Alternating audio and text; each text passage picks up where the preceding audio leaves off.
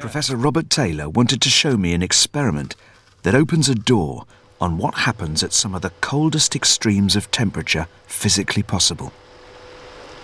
So that's the nitrogen going in? Yeah, we're going to pre-cool the outside of the...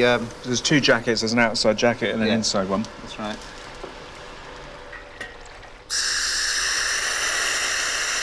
As you cool things down, they slow down, and eventually, of course, they'll just stop.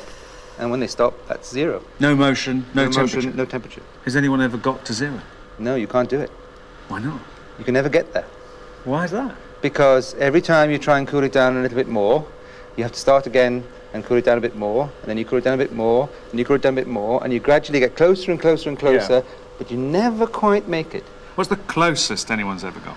Depends in which system you're talking about. In nuclear spins, they got down to a nanokelvin, which is 10 to the minus 9. That's 9 zeros after the decimal point. That's 1,000 millionth. 1,000 millionth of a degree. Yes. Above zero. I'm just opening it ever so slightly, like this. Yeah. Oh wow, we're getting close to 3 Kelvin. Keep going, keep going, keep going. Still? Even if this absolute zero can't be reached, Robert promised he could take me close, liquefying helium to temperatures where our ordinary sense of reality is completely reversed. And as the pressure drops above the helium, its temperature is dropping. And so eventually this will drop down to about 2.17 degrees above absolute zero. And something magical happens there when it turns from this normal kind of helium into a helium called superfluid. What happens then? It goes sort of still? Yes, completely still, yeah. Oh wow, There it's gone it is, completely it's gone completely still. It's gone completely It's gone through this still. position now. That is now sitting there at 2.17 degrees above absolute zero. Wow, it's gone completely still. Yeah, that's because the No entire bubbles at all. liquid is sitting there at the same temperature. Look at that.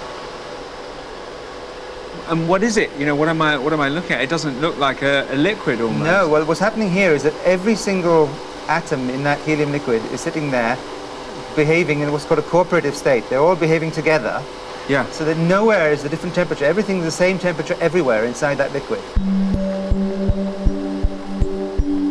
As the helium atoms turn into a superfluid at that critical temperature, their fundamental quantum nature asserts itself. Instead of individual atoms bouncing around, the atoms move together as if they were of one mind.